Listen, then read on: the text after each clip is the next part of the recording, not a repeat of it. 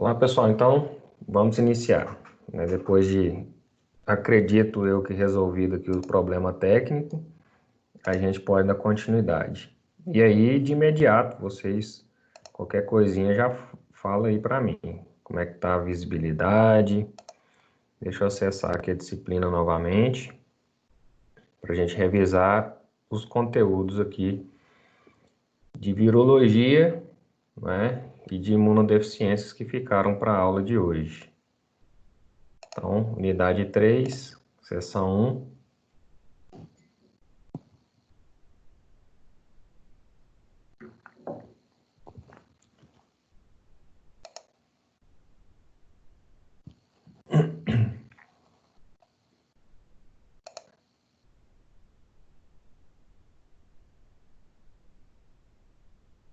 E aí, pessoal, como é que tá agora?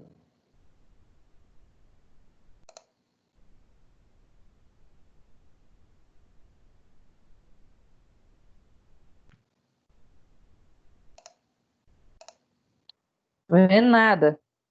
Tudo travado. E aí, tá vendo nada aqui?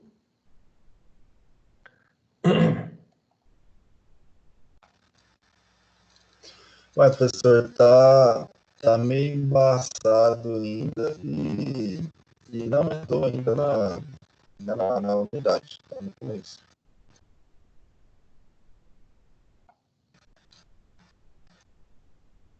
Vocês não conseguem ver a minha tela? Pra mim tá tudo preto. Não, agora foi, mas tá da mesma forma, tá embaçado. Ai, que doido, velho. Deixa eu ver aqui se tem como melhorar mais do que isso.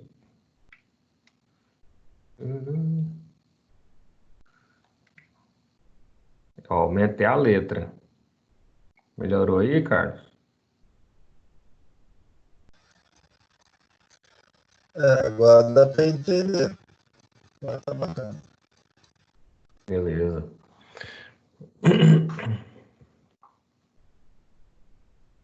E aí, o restante do pessoal, como é que tá aí, pessoal? Dá uma aumentada aqui na letra. Dá para entender, mas assim, não está bem legível, não, mas dá para entender as frases.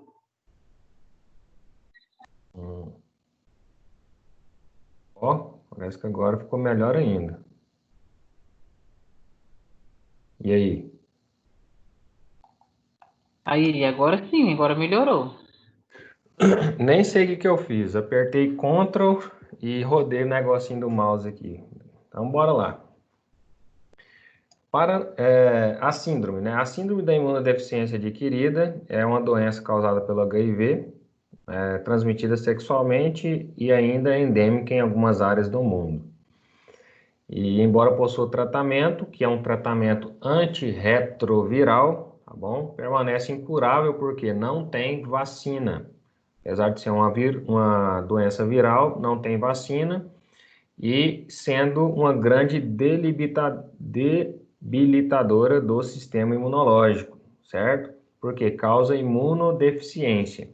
Então, nessa unidade 3, a gente viu que as imunodeficiências, elas são adquiridas, né, de uma forma microbiológica. Você pode ter aí um vírus, como o HIV, provocando a imunodeficiência da pessoa.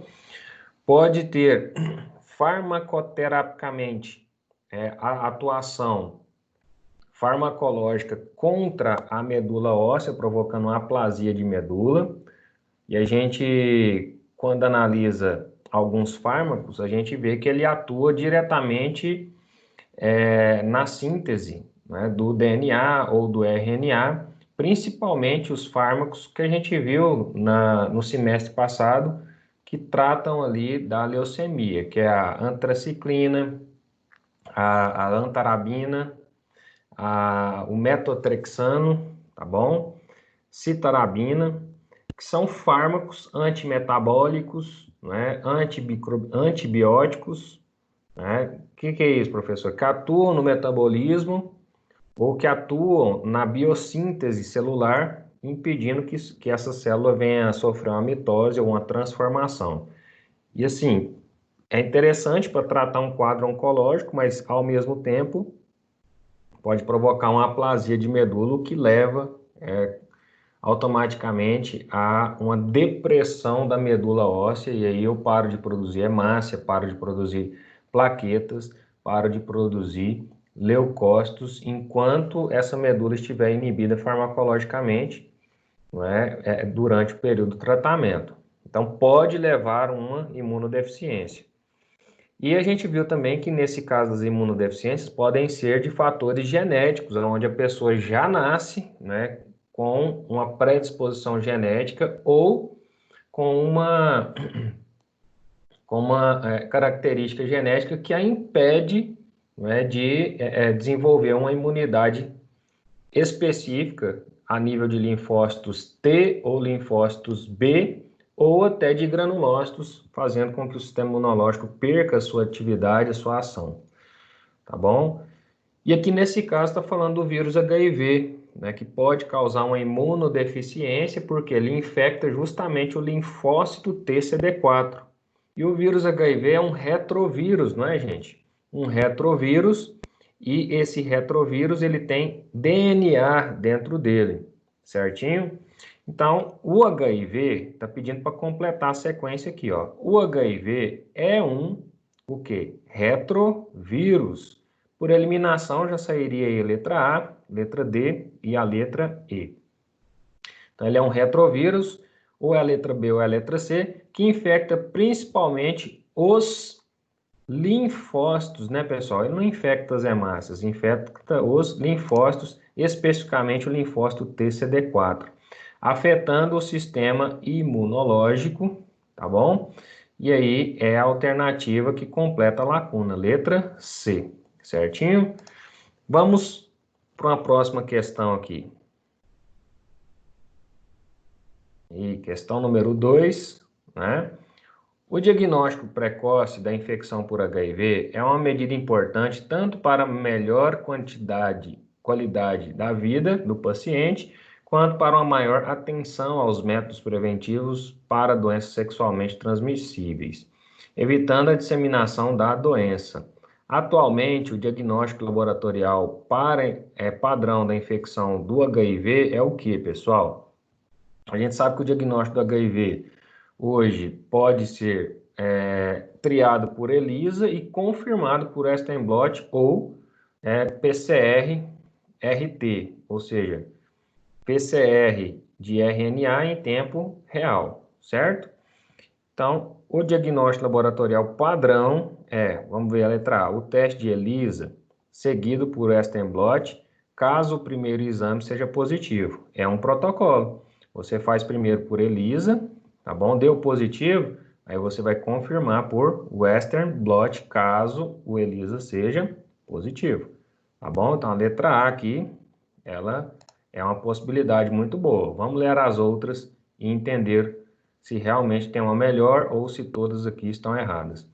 O teste de PCR, que é a reação de cadeia da polimerase, seguido por Western blot, caso o primeiro seja positivo. Aqui já não é porque, quando eu faço a reação em cadeia da polimerase, eu já estou pesquisando a presença ou ausência do RNA do vírus. Então, se estiver presente, vai dar positivo o teste de PCR, que já é um teste de biologia molecular confirmatório com altíssimo padrão de qualidade. Não precisa, né, de mais nada para ele. Tá bom? Então, não precisa seguir pelo Western blot e nada disso. Ele é até melhor do que o Western blot, para falar a verdade, certinho? O PCR é até melhor do que o Western blot. Então, isso invalida a letra B. Não é protocolo a ser seguido. Letra C, o teste de imunoprecipitação, a gente viu imunoprecipitação na aula passada, seguido por PCR, caso o primeiro exame seja negativo. Então, imunoprecipitação já é um teste bastante desqualificado para isso daqui, né? E seguido de PCR, caso o primeiro seja negativo. Bom, se der negativo, provavelmente foi por baixa sensibilidade ou porque o paciente realmente é negativo. Quando dá negativo no primeiro exame, que é um teste de triagem, que pode ser ELISA, aglutinação, hemaglutinação, imunofluorescência indireta ou até imunoprecipitação, se deu negativo, cara, negativo, relaxa. É só se o cara tiver ali em janela imunológica. O que é janela imunológica?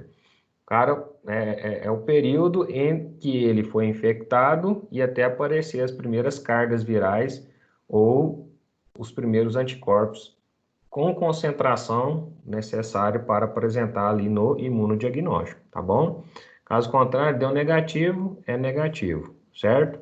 Então, não precisa confirmar com mais nada, a não ser que a suspeita clínica avance por isso. Olha, deu negativo, pode ter baixa carga viral, pode estar na janela imunológica, então vamos repetir daqui um mês, daqui 15 dias, daqui uma semana, a critério médico.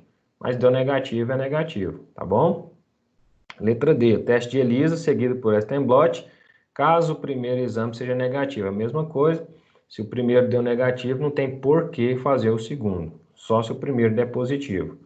Letra E, o teste de Western blot seguido por ELISA, é o contrário. Então, por isso, letra A, aqui de cara, já sustenta esse protocolo. Que é primeiro você faz por ELISA, tá bom? Depois você segue a padronização, que é o confirmatório por Western blot. Colhe uma segunda amostra e confirma com Western blot. Esse é o protocolo para o HIV. O HCV tem isso, professor? Não, é só para o HIV, tá bom? Questão 3. As imunodeficiências são patologias causadas por falhas do sistema imunológico, tornando o nosso organismo menos protegido contra agentes externos, com maior suscetibilidade a doenças oportunistas. Existem dois tipos de imunodeficiência, as primárias e as secundárias. Assinale a alternativa que corresponde à principal causa de imunodeficiência primária. O que é aquela imunodeficiência primária e a diferença para a imunodeficiência secundária? A primária atinge diretamente os órgãos primários, que é medula óssea e timo. E as secundárias são aquelas que são adquiridas, não é, secundariamente, como é o caso do HIV. Então, assinale a alternativa que corresponde à principal causa de imunodeficiência primária. Infecções virais, HIV causa secundária, tá bom? Ele não atinge diretamente o timo e nem diretamente a medula óssea. Ele atinge o quê? A célula linfócito TCD4. Situações ambientais degradantes, não é? Isso pode causar imunodeficiência primária. Né? A gente já vive numa situação ambiental degradante, isso causa, não é? Não. Problema que vai afetar o timo, gente, vamos ser sinceros, letra C, anormalidades genéticas, tá bom? Isso causa diretamente um problema no timo ou na medula óssea. Agentes químicos e tóxicos dependem da exposição. Convivência com outros imunodeficientes, conviver não afeta ninguém, tá bom? Só afeta se for, no caso do HIV positivo, se entrar em contato, não é, com secreções do HIV positivo, e mesmo assim se você tiver uma perfuração no seu organismo, ou por relações sexuais, ou por troca de agulhas nessa situação, certinho? Então, letra C, a anormalidade genética atinge os órgãos primários, que é a medula óssea e o timo, causando imunodeficiências primárias, tá bom? Então, esta é a situação de relevância nisso daí. Bora lá, então, não é, para o nosso próximo. Vamos ver aqui no menu. Olha só, esse aqui é bem melhor, hein? Seção 2.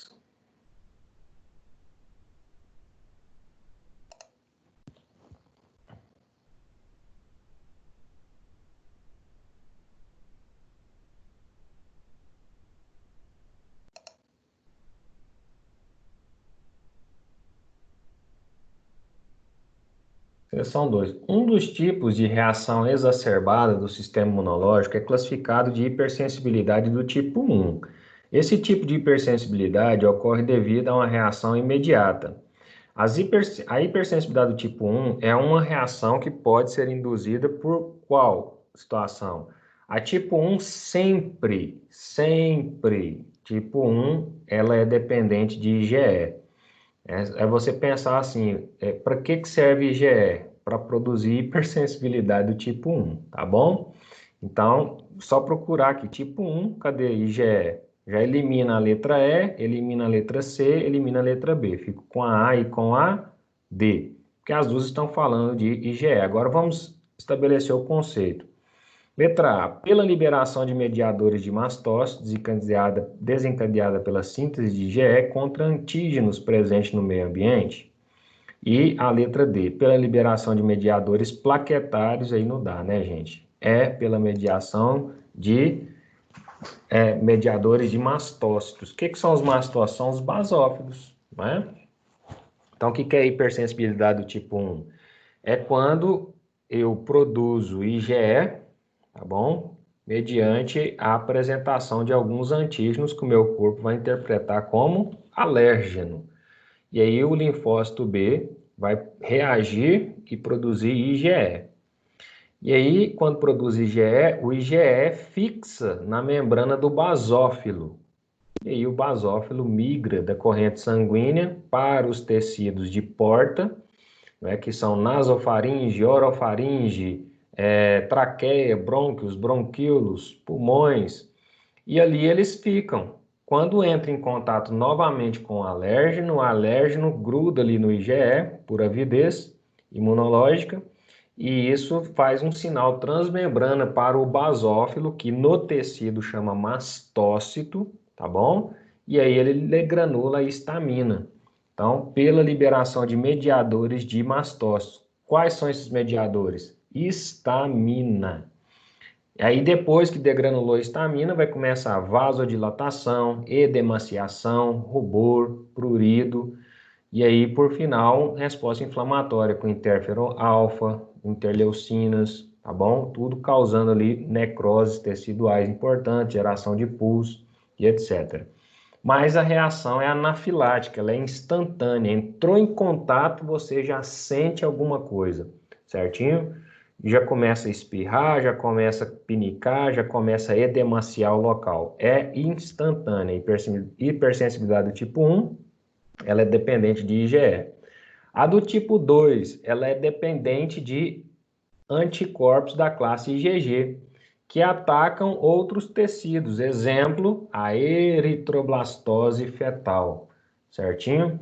O que é a eritroblastose fetal? Quando o corpo da mãe produz anti-RH, e aí esse anti-RH ataca o sistema hematológico do feto. Se o feto for RH positivo, o IgG atravessa a placenta e ataca as hemácias do feto, provocando eritroblastose ou doença hemolítica do recém-nascido, tá bom? Então essa é a hipersensibilidade do tipo 2. A do tipo 3, ela depende tanto de IgG quanto de IgM. E aí, quando forma muito imunocomplexo, o que é imunocomplexo? Quando o anticorpo ataca o antígeno. Lembram disso? E aí forma muito imunocomplexo, antígeno-anticorpo, isso deposita nas articulações, na parede dos vasos, provocando respostas inflamatórias secundárias, levando à hipersensibilidade do tipo 3, certinho?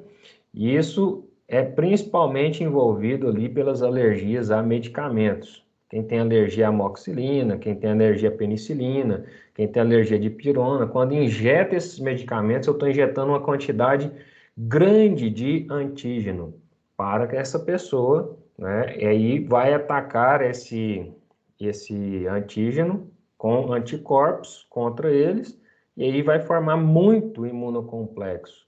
O monócito vai tentar eliminar o máximo que ele conseguir, mas alguma grande parte vai depositar na parede dos vasos, na parede dos tecidos, nas articulações, provocando respostas inflamatórias secundárias que nós chamamos de hipersensibilidade do tipo 3. Então, a do tipo 1, ela é dependente de IgE, como a gente viu aqui na questão. Tipo 2, ela é dependente de anticorpos que atacam outros tecidos, tá bom?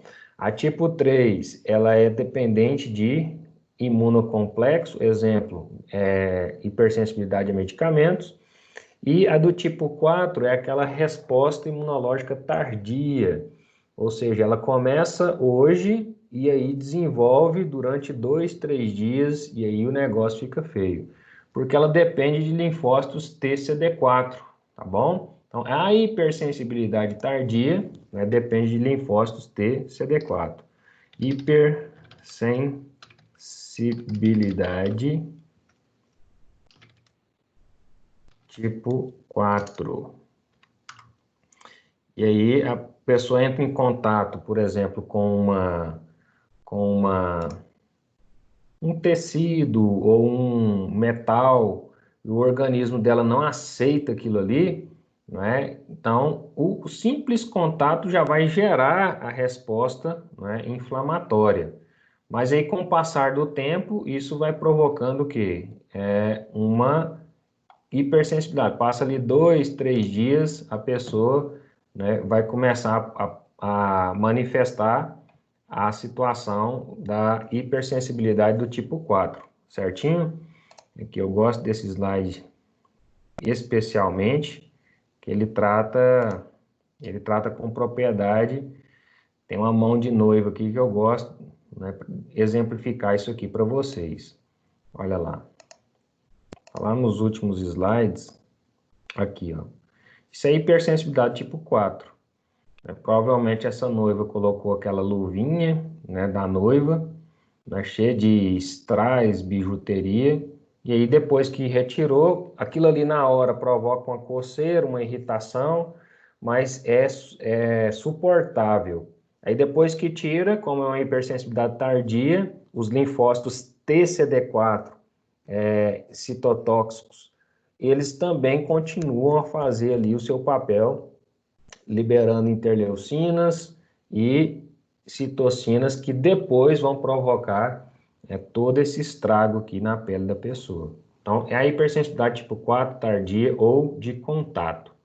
Mesmo acontece com picadas de inseto, né? Na hora pica, coça e depois vira uma pereba enorme. Hipersensibilidade do tipo 4, tá bom?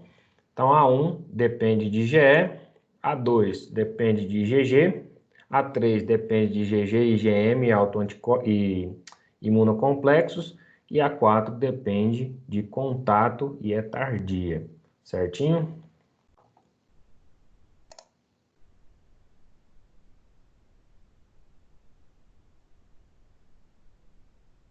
As hipersensibilidades tipo 2 são reações exacerbadas do sistema imune induzidas por anticorpos, sendo doenças imunológicas crônicas frequentes em ser humano.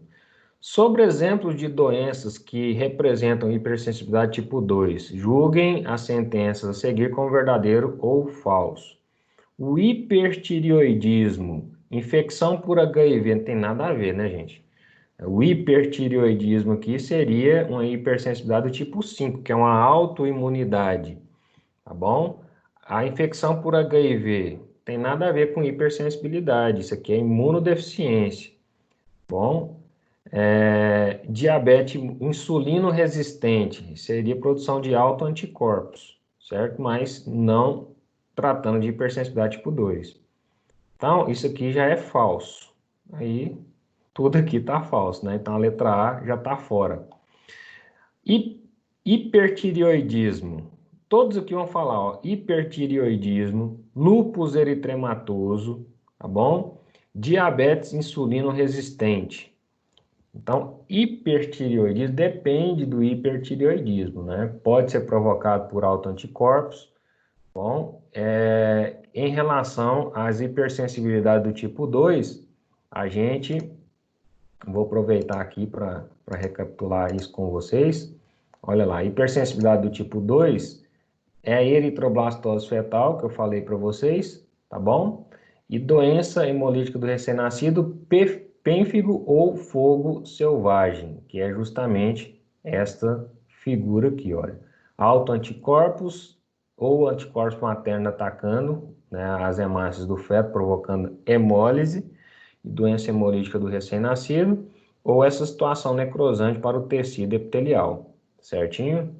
Relacionada aí à hipersensibilidade do tipo 2, né, que é primariamente mediada por anticorpos da classe IgM e IgG e complemento. Então, tem sistema complemento aqui também, resultando na destruição da célula a qual o antígeno, perdão, está aderido, né? E aí, um exemplo é a anemia hemolítica, como eu citei para vocês.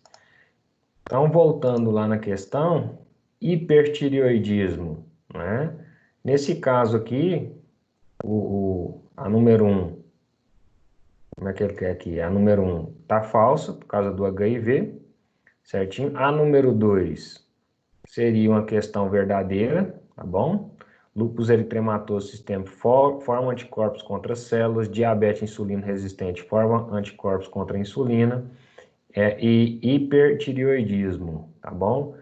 Hipertireoidismo, anemia hemolítica autoimune, diabetes insulino resistente. Hipertireoidismo, lúpus eritematoso sistêmico, diabetes insulino resistente. E aqui de novo volta a falar do HIV, tá bom? Então, pessoal, nessa situação aqui, todas as questões estão falsas. Exceto, deixa eu ver se tem algum aqui, anemia hemolítica.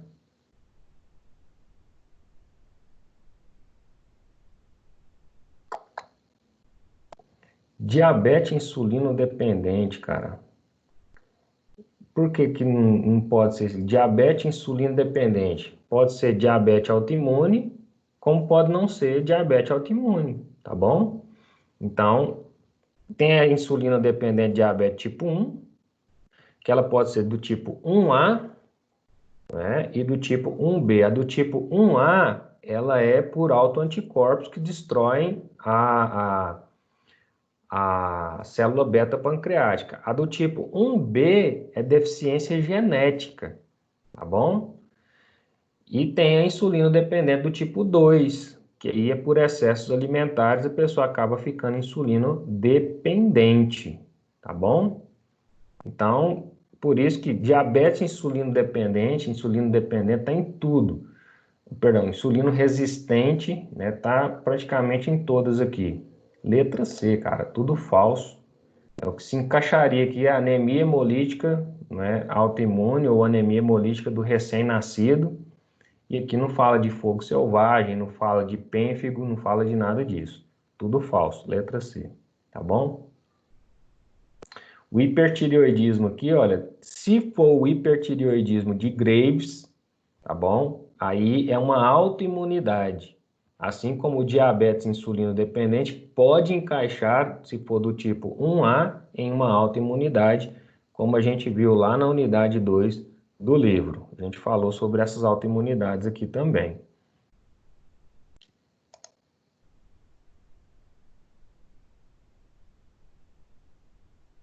Tipo 3.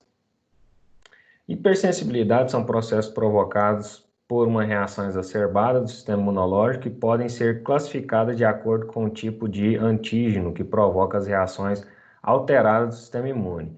A respeito da hipersensibilidade, analise as sentenças a seguir, pessoal.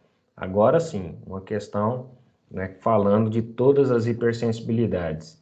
A hipersensibilidade pode ser causada por antígenos estranhos ao organismo, mas nunca por antígenos próprios. O que vocês acham, né? A hipersensibilidade pode ser causada por antígenos estranhos e nunca por antígenos próprios. E a hipersensibilidade do tipo 5, né, que é recentemente classificada, e a gente estudou ela também, que é a hipersensibilidade das autoimunidades. Olha lá. Deixa eu aumentar aqui, né?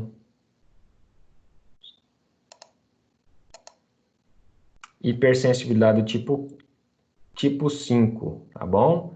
Hipersensibilidade recém-classificada e depende aí da resposta imunológica, formando autoanticorpos que atacam alguns sistemas. E aí tem alguns exemplos aqui, olha.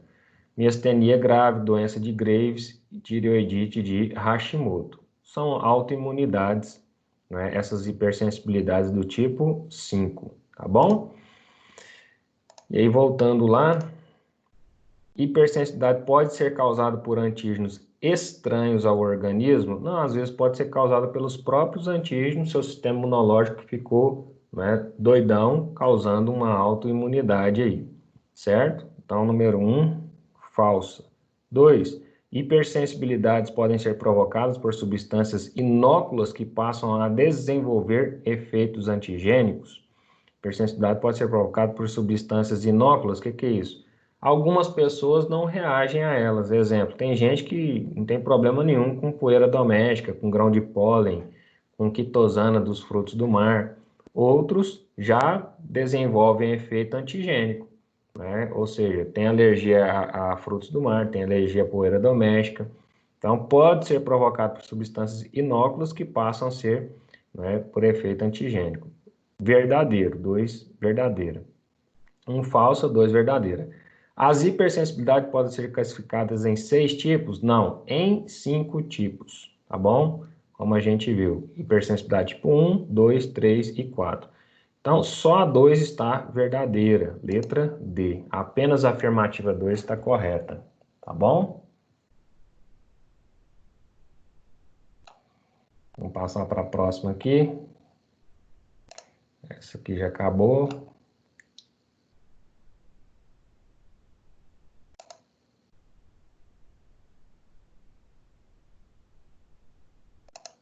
Seção 3.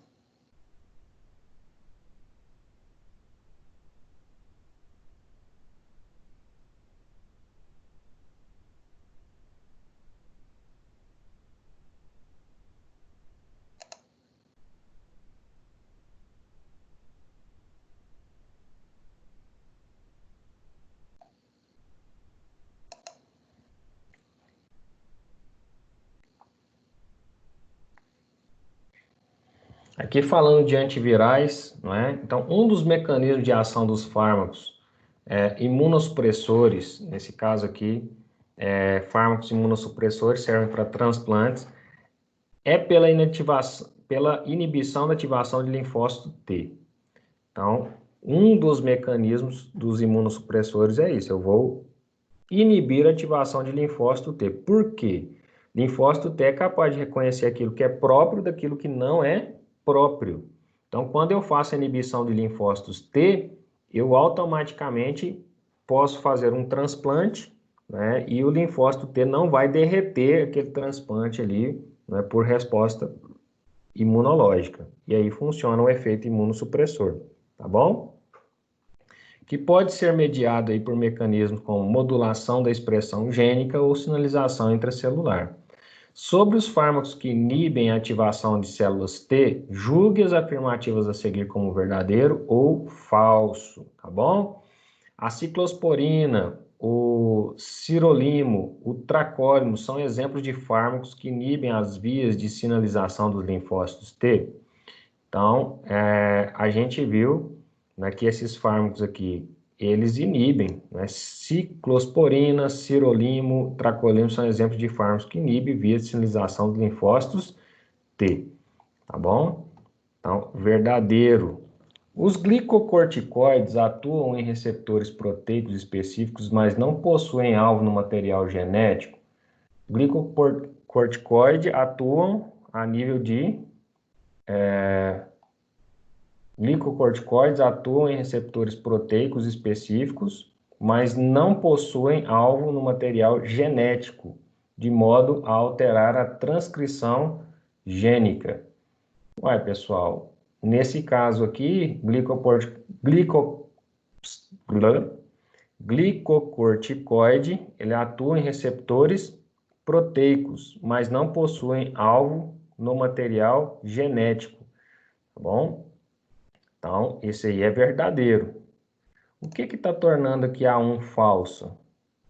Eu falei que era verdadeiro, mas a 1 aqui, ciclosporina, sirolimo, tracolimo são exemplos de fármacos que inibem as vias de sinalização do linfócito T.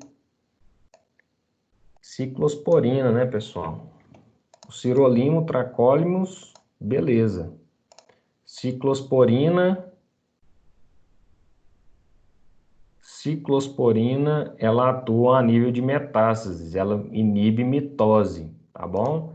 Então, o problema aqui é a ciclosporina. Então, ficou falso, verdadeiro. Vamos para a próxima aqui. Os glicocorticoides possuem efeitos colaterais graves como alterações metabólicas, devido à sua ação muito específica. Pessoal, glicocorticoide, né, eles têm ação muito específica, né, eles alteram ali vários mecanismos, ele não é muito específico não, tá bom? Então, é falso. Letra D, falso, verdadeiro, falso, ok? Próxima página aqui. Os agentes imunossupressores vêm sendo adotados na medicina há mais de 5 décadas, como exemplo dos corticosteroides e agentes alquilantes. Nos últimos anos, pesquisas na área de imunologia têm buscado cada vez mais terapias com fármacos imunossupressores que possuam ações imunológicas seletivas afetando vias moleculares cada vez mais específicas. A respeito dos fármacos imunossupressores, analise a afirmativa a seguir. Os fármacos imunossupressores são muito utilizados na terapia contra a rejeição de órgãos e transplantes e doenças autoimunes? Sim, é para isso que eles existem, tá bom? O tratamento com imunossupressores podem ser usados continuamente, pessoal, por toda a vida, por possuir uma ação específica nos alvos moleculares?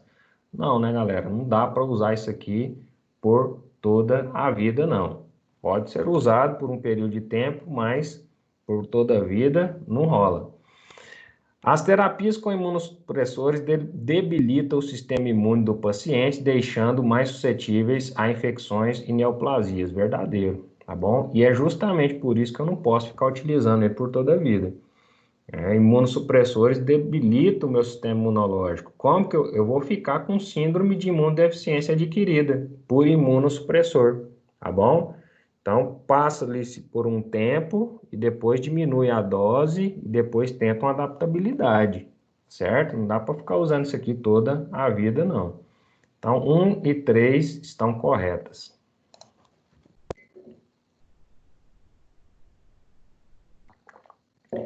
Os fármacos imunoestimulantes, aí já é o contrário. Opa, tô ouvindo. Hello. Mas no caso lá, a ciclosporina não é um medicamento imunossupressor também? Por que aquela questão foi errada? Por que é a utilização do linfócito T? Ela é imunossupressor. Só porque pelo contexto lá, ela não vai no linfócito T, não. Ah, tá. Não, entendi. Entendeu? Ela é imunossupressor, só porque ela não atua a nível de linfócito T. Certinho? Não, beleza. Certo. Os fármacos imunoestimulantes são utilizados para fins terapêuticos diferentes dos imunossupressores, possuindo mecanismo de ação diferente e sendo indicado para processos infecciosos e tratamento de alguns tipos de processos tumorais. Por exemplo, entre os principais fármacos imunoestimulantes, podemos destacar a talidomida, que possui mecanismos de ação. Então, olha só, imunoestimulantes formando o contrário do que os imunossupressores fazem, tá bom? Então, o imunossupressor, eu vou utilizar ele ali quando eu preciso fazer um transplante de órgãos, quando eu preciso fazer ali um transplante a qual eu preciso inibir o sistema imunológico de reagir contra naquele primeiro momento de uma cicatrização, naquele primeiro momento de uma consolidação do órgão, tá bom? Depois que consolidou, posso diminuir na dose e ir desmamando o paciente. Agora, imunoestimulante é o contrário, eu estou promovendo ali um mecanismo de ação aonde eu vou estimular o sistema imunológico, tá bom? Então, possui mecanismo de ação ainda não bem compreendido, mas é conhecido pelo fato de poder causar anomalias congênitas em gestantes. Possui mecanismo de ação bem descritos, mas seus efeitos são ainda desconhecidos em gestantes. Possui mecanismo de ação bem descritos, sendo indicada para doenças associadas ou não a vírus, como da imunodeficiência humana. Possui mecanismo de ação não bem compreendidos. Então, talidomida, certo? Vamos dar uma olhadinha na talidomida.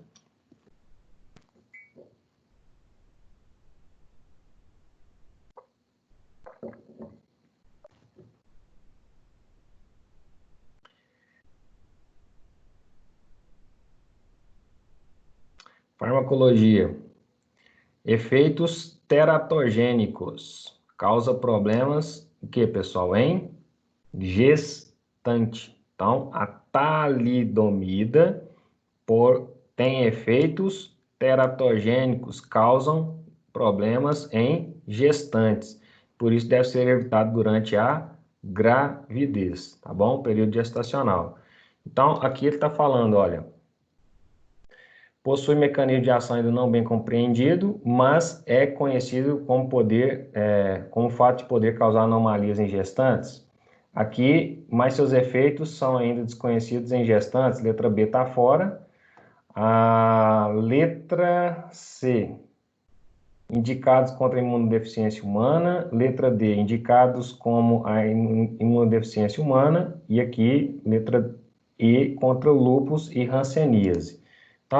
A talidomida, né, é uma substância usualmente utilizada como medicamento sedativo, anti-inflamatório e hipnótico. Devido aos seus efeitos teratogênicos, tal substância deve ser evitada durante a gravidez em mulheres que podem engravidar por causa da má formação e ausências dos membros dos fetos. Então, é isso que ele causa.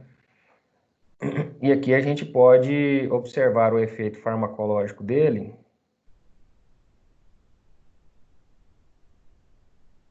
A indicação.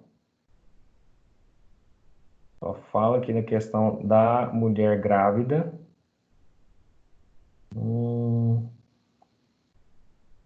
Aqui, ó. É indicada para pacientes com mieloma múltiplo refratário à quimioterapia convencional. Então, o que é isso, pessoal? Indicado para o câncer, tá bom? Sendo que o tratamento é indicado aqui para o câncer, então possui mecanismos de ação. Cadê? Vírus da imunodeficiência humana, não. Letra D, não. Sendo indicado no tratamento de lúpus, hanseníase. Também não. Possui mecanismo ainda não bem compreendido, mas é conhecido pelo fato de poder causar anomalias congênitas em gestantes. Letra A, né, cara? As outras aí falam coisas que não tem nada a ver com a parada, tá bom? Então, possui mecanismos de ação ainda não bem compreendidos, mas é conhecido, né, pelo fato de poder causar anomalias congênitas em gestantes. Um efeito colateral bem descrito aqui da talidomida, certinho?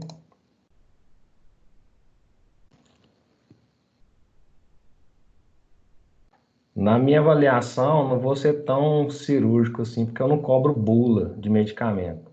Eu acho isso uma perca de tempo. Eu gosto de ensinar o meu aluno a clínica e para que serve, tá bom? Mas vocês são farmacêuticos, vocês têm que aprender bula também, tá bom? Vamos lá, então.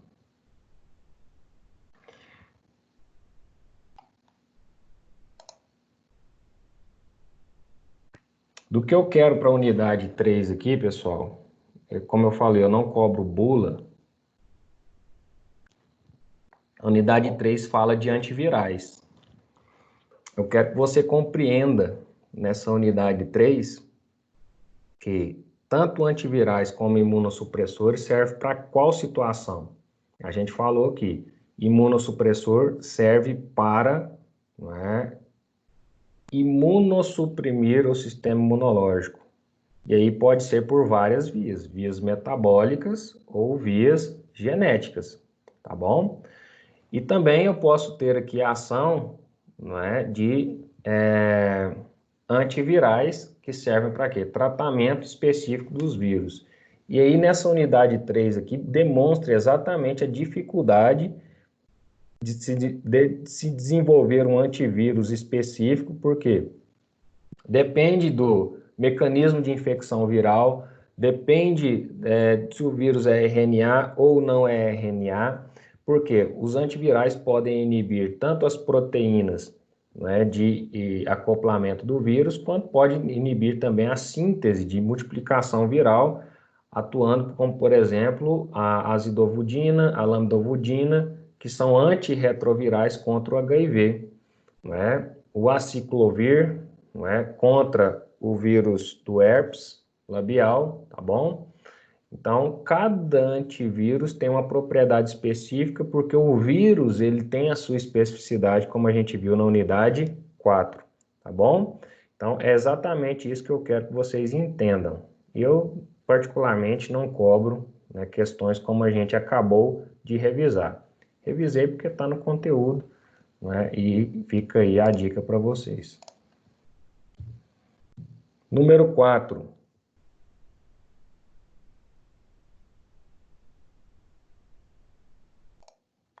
Eu acho mais proveitoso esse tipo de questão de bula, farmacocinética, farmacodinâmica, quando a gente está estudando especificamente farmacologia. Aí sim, tá bom? Aí eu acho mais proveitoso. Aqui é só aplicabilidade, da onde você tem que saber para que serve, onde atua e, não é, o tratamento eficaz. Farmacoterapia, aí tudo bem.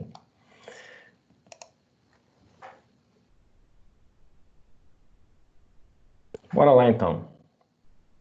Questão número 1, aqui já está falando especificamente da parte de virologia, né? Então, a gente revisou aí as imunodeficiências, né, primárias, secundárias, de fator genético, microbiológico e farmacológico. Revisamos aí também a questão das hipersensibilidades e da ação de farmacoterapia de antivirais e imunossupressores. Agora a gente vai falar especificamente de vírus, né? Então, a virologia, unidade 4, praticamente toda é sobre isso. Vamos revisar isso então. Vírus são genomas empacotados, né, com um invólucro proteico chamado de capsídeo.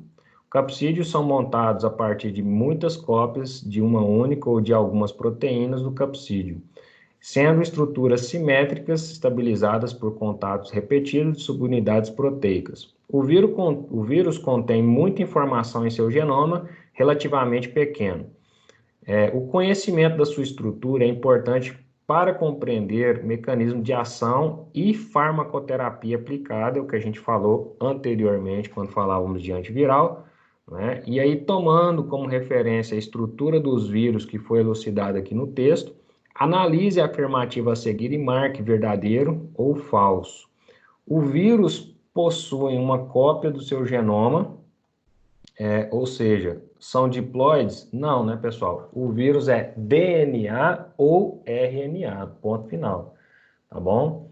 Eles não possuem cópia do seu genoma, né, e muito menos são diploides. Porque quando eu falo diploides ou haploides, é porque eu tenho uma cópia do meu material genético, de seres diploides. Por exemplo, a gente tem 23 pares de cromossomos em cada célula. Então, para cada cromossomo, a gente tem uma cópia do nosso cromossomo. Então, somos seres diploides. Já os nossos gametas, né, são haploides, só tem uma cópia, né, metade da nossa carga genética. Então, o vírus possui uma cópia do seu genoma? Não, falso, tá bom? A interação das proteínas virais em seus receptores celulares do hospedeiro propicia a especificidade do hospedeiro de órgãos, tecidos do vírus. Exatamente isso, tá bom? São as proteínas do envelope do vírus, né, ou do capsídeo do vírus que proporciona a especificidade viral. Né? Exemplos, por isso que o vírus da hepatite A, B, C, D, Epsilon, né, ele só vai infectar hepatócito, tá bom? Por isso que o vírus do herpes, né, vai infectar especificamente mucosa, seja labial, seja genital, certinho? E é por isso que o vírus influenza infecta células do trato respiratório superior e inferior. E no caso do vírus atual COVID-19, ele tem uma proteína na sua superfície que permite ele infectar trato aéreo superior, trato aéreo inferior, tá bom? Sistema entérico, certinho? E é por causa de uma proteína que nós chamamos de proteína. Essa proteína ela é bastante presente. Fugiu agora da mente.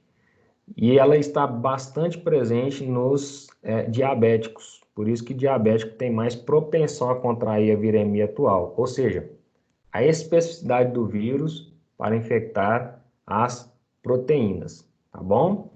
Que nós chamamos, no caso, eu lembrei, proteína ACE2, tá bom? Proteína conversora de angiotensina 2, que está mais presente em diabéticos, idosos, não é? E que são os grupos mais suscetíveis durante essa pandemia. Porque quanto mais proteínas, mais especificidade do vírus. Então, número 1, falso, número 2, verdadeira. E aí já começa a aparecer aqui a letra E, né, como opção, falso, verdadeiro. Vamos ver as outras aqui. Algumas proteínas internas presentes no vírus podem ser DNA ou RNA polimerase, né? Se o vírus for DNA, né, ou se o vírus for RNA, ele vai precisar dessas enzimas, constituindo alvos moleculares da terapia antiviral. Exatamente, né? Então, se o vírus é RNA, eu vou fabricar um antirretroviral, ou seja, eu estou inibindo justamente a síntese da RNA polimerase. Se o vírus for DNA, eu posso fabricar contra ele, né, uma enzima anti-DNA polimerase, tá bom? Envelope é um derivado. Envelope é um derivado da membrana, oriunda das células hospedeiras que envolvem certas partículas virais, vírus envelopado, exatamente. Quando o vírus é envelopado, ele tem proteínas que são oriundas da própria membrana celular, né? E aí expressa as proteínas virais e ele começa a brotar, né, da própria membrana celular da célula hospedeira, tá bom?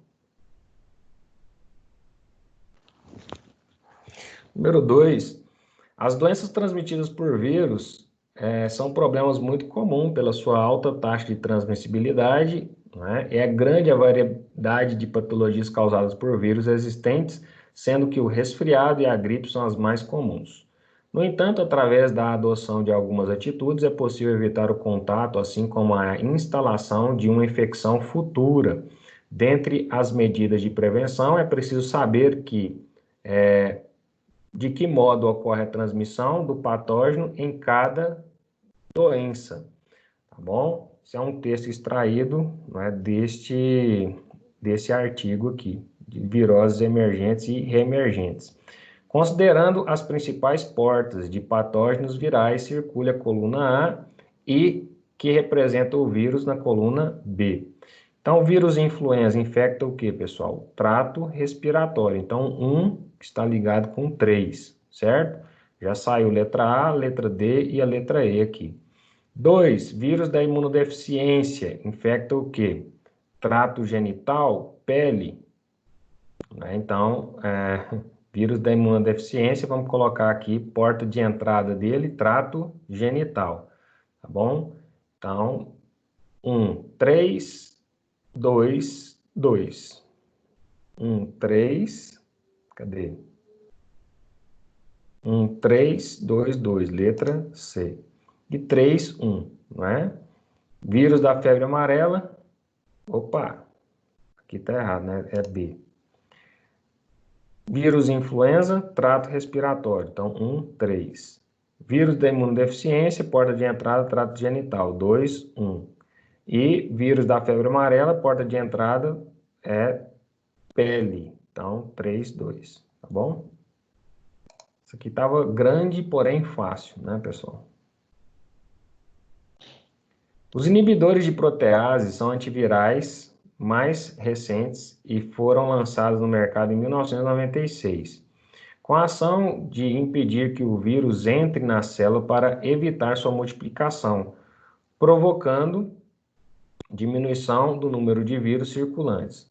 Com isso, os linfócitos TCD4 tendem a aumentar em número, melhorando a imunidade e não permitindo que as infecções oportunistas apareçam, tá bom? Então, nesse caso, os inibidores da protease, eles funcionam como imunoestimuladores, tá bom? Ao contrário dos imunodepressores. Então, dentre os sintomas adversos com tratamento de inibidores da protease, temos sensação de calafrio. Cara, eu não cobro isso, mas vamos lá. Aumento dos linfócitos responsáveis pelo sistema imune e respostas alérgicas. Náusea, diarreia, acúmulo anormal de gordura na parte inferior do pescoço. Dislipidemias. E que medicamento é seguro e não apresenta efeitos adversos para a saúde, pelo amor de Deus. Né? Então, dentre os sintomas adversos dos inibidores da protease, temos, tá? Esses aqui vão fazer o quê? Um estímulo dos linfócitos TCD4. Então, você vai aumento dos linfócitos responsáveis pelo sistema imune e respostas alérgicas, tá bom? Esse é o efeito dele. Aumento dos linfócitos responsáveis pelo sistema imune e resposta alérgica, ok? O próprio texto já falava um pouco sobre isso.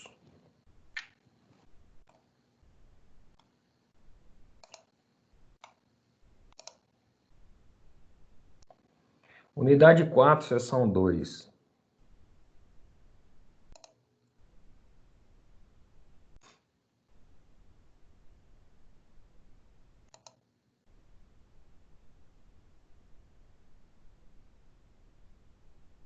A infecção aguda pelo vírus da rubéola geralmente resulta em febre moderada e erupções cutâneas. No entanto, a infecção por rubéola em mulheres grávidas, especialmente durante o primeiro trimestre, pode resultar em abortos espontâneos, natimorto e síndrome da rubéola congênita. As vacinas contra a rubéola estão disponíveis desde o final da década de 60 e são altamente eficazes na prevenção de doenças clínicas, porém ainda hoje encontramos casos novos de rubéola. Com relação à rubéola na forma de transmissão da doença, complete as lacunas a seguir. A transmissão da rubéola ocorre principalmente no inverno e na primavera, sendo que o ser humano é um dos vários, principal, único, não é? Único, tá bom, pessoal? Hospedeiro do vírus da rubéola. A via de entrada do vírus da rubéola é o trato respiratório superior, disseminando-se nos nódulos linfáticos regionais por meio da videmia transitória ou sistema linfático. Cerca de 9 dias após o início da infecção, o vírus é encontrado na circulação, podendo alcançar múltiplos tecidos, inclusive a placenta, porque ele é um vírus teratogênico. Tá bom? Então, letra C.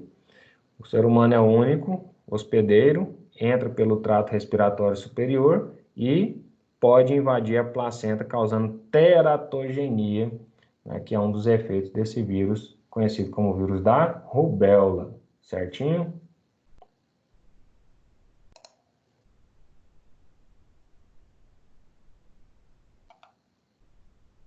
Questão número 2. A mononucleose infecciosa é uma doença febril aguda transmissível causada por um dos tipos de herpes vírus, que é o herpes vírus Epstein-Barr, né? Herpes vírus tipo 4, que acomete indivíduos entre 15 a 25 anos de idade com baixa letalidade. Manifesta-se geralmente com sintomas benignos e extenso polimorfismo clínico.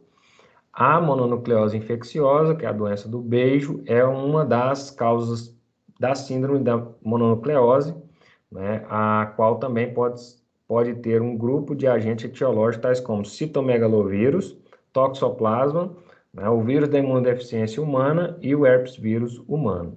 Sabendo que existem diferentes tipos de classificação de herpes vírus que acometem seres humanos, qual é o tipo que está relacionado com a mononucleose infecciosa? Epstein-Barr. Letra B. Tá bom? Vírus Epstein-Barr ou linfocriptovírus,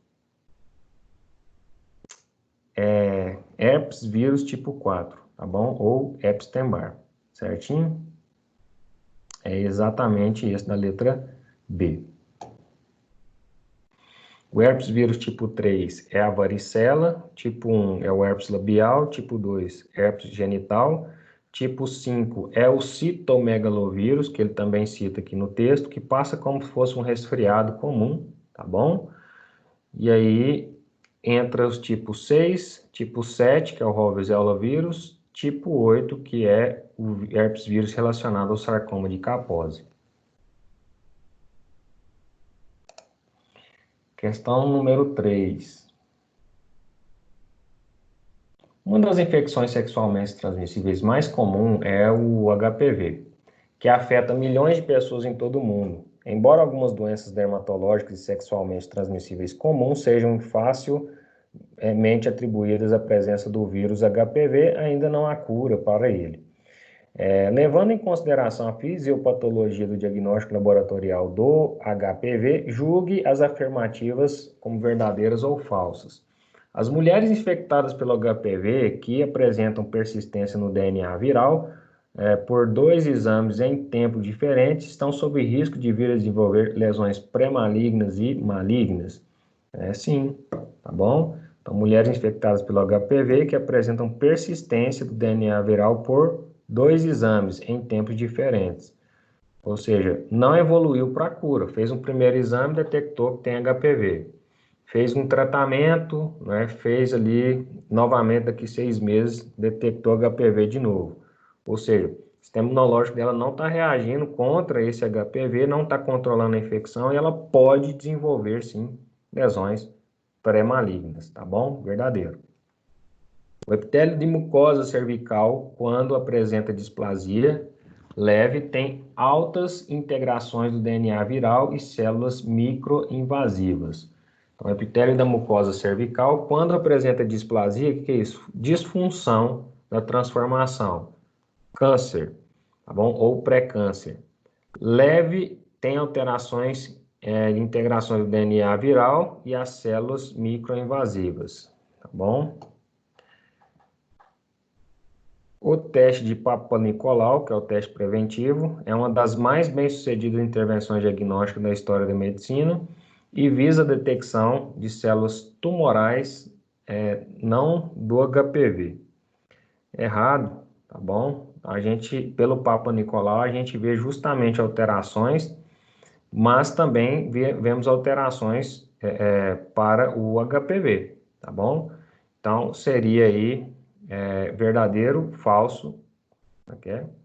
Verdadeiro a primeira, o epitélio de mucosa cervical, quando apresenta displasia leve, tem altas integrações do DNA viral e células microinvasivas, também verdadeiro, tá bom?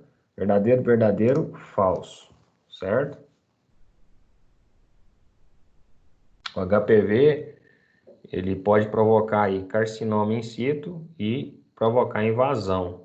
Então, já apresenta aí displasia, que são disfunções celulares, e aí tem alta integração, né, ou alta manifestação do DNA viral do HPV e células microinvasivas, ou seja, pode aí provocar metástase, que já é um carcinoma, tá bom? Metastasiado. Enquanto é carcinoma in situ, está localizado, pode ser removido cirurgicamente. Tirou o útero, não vai ter problema nenhum. Quando está invasivo, já foi formado metástase, aí você já não sabe onde que vai parar. Remove o útero, né, mas tem que fazer quimioterapia e pode surgir uma recidiva em qualquer outro lugar, certinho?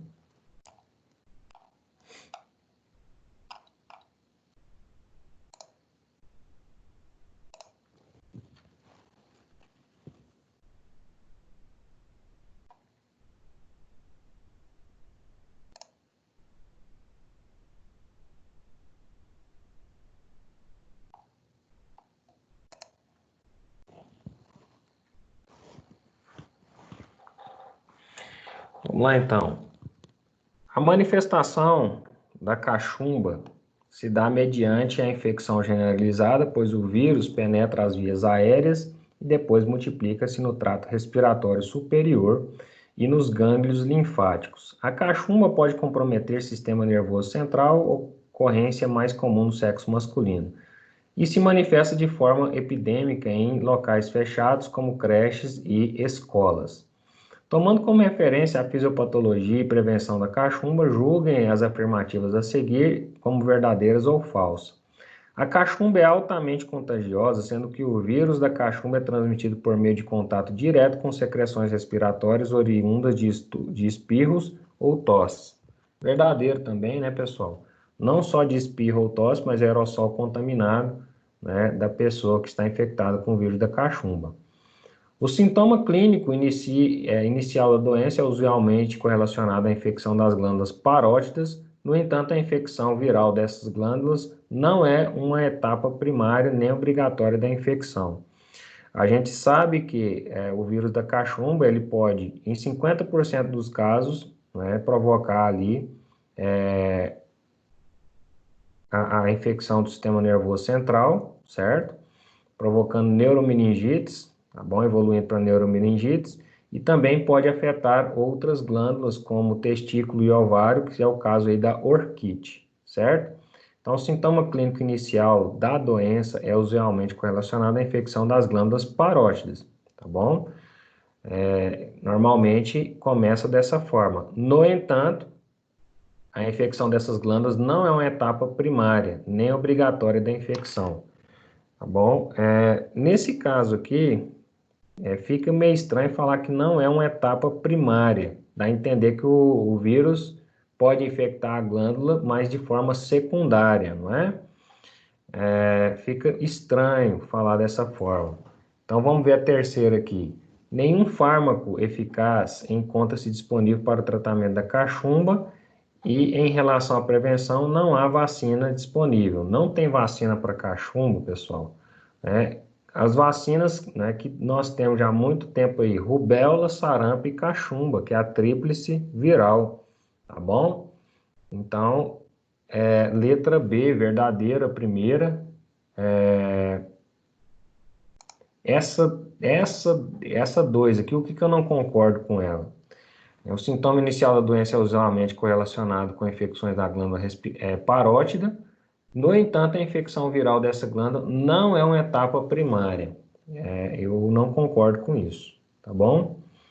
Então, nem obrigatória da infecção. Pode não ser obrigatório, mas a infecção da parótida é sim uma etapa primária. Caso a doença evolua, pode produzir neuromeningite, que aí sim de forma secundária, ou orquites, que é a inflamação das gônadas, de forma secundária.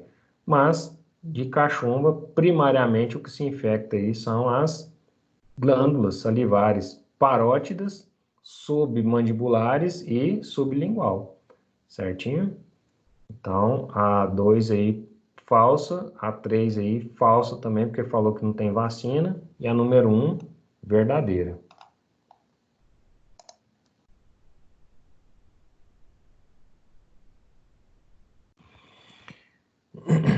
Dois, o vírus Epstein-Barr é designado como herpes vírus 4 e é membro da família herpes viridae, tal como ocorre com os demais herpes vírus. O Epstein-Barr não é eliminado do organismo e permanece latente apesar da resolução clínica da doença. Com relação ao vírus Epstein-Barr, complete a lacuna a seguir. O vírus é encontrado na parte oral da faringe e nos linfócitos B humano. E dessa forma, o vírus Epstein-Barr é transmitido principalmente pela troca de saliva, tá bom? Como, por exemplo, durante o beijo, sendo que a infecção do Epstein-Barr pelo sangue é muito rara, tá bom? Então, é mais por perdigotos ou pela troca de saliva, certo? Então, por isso que fala que é a doença do beijo, certinho? E aí, pelo sangue, é muito raro, ok?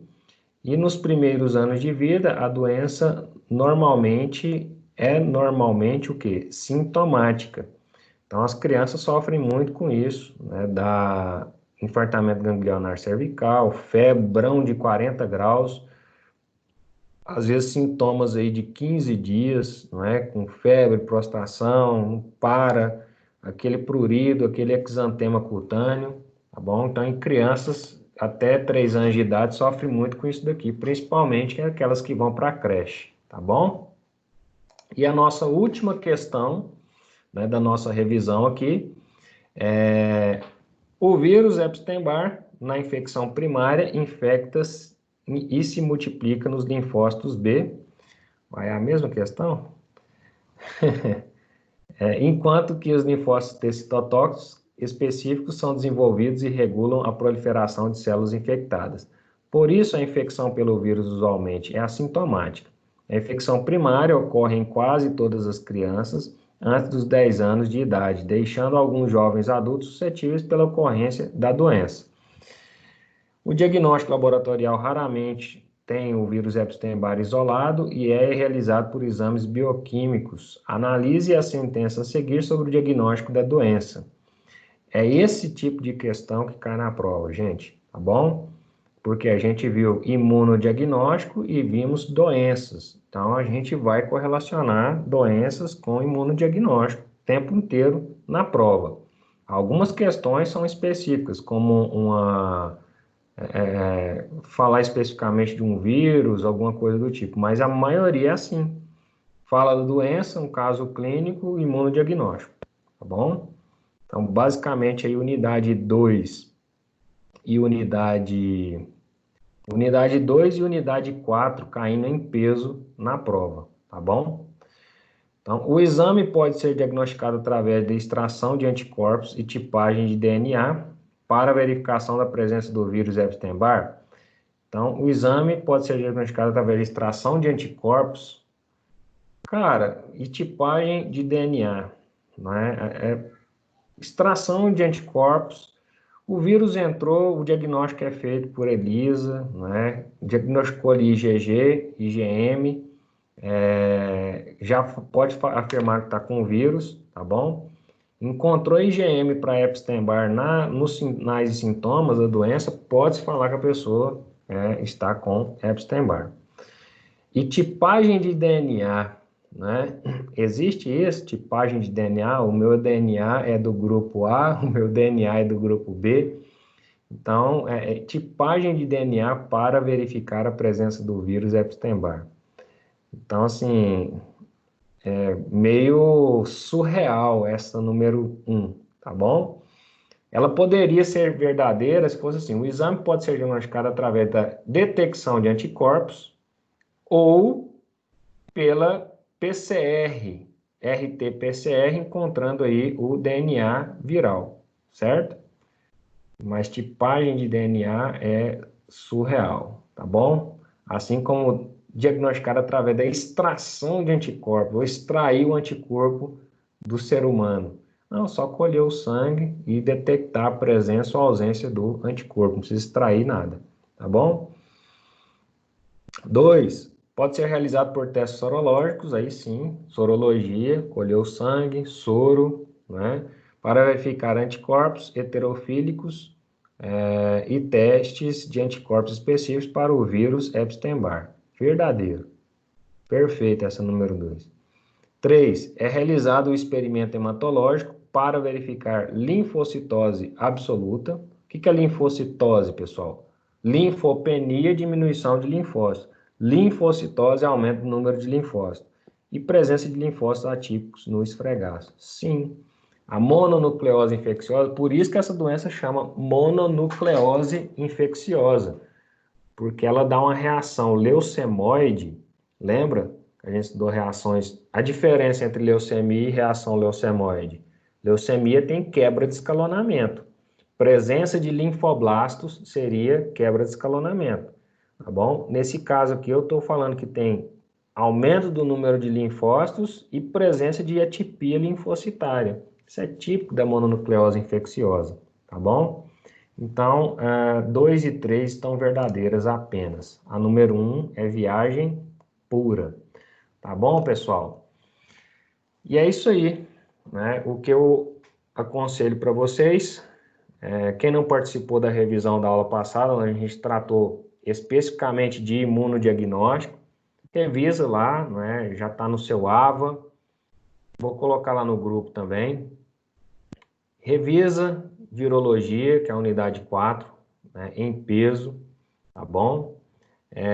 Então, preocupem-se basicamente com esse tipo de questão, né, de imunodiagnóstico, né? Por exemplo, imunodiagnóstico do HIV, a gente revisou algumas aqui falando de Western blot, não é?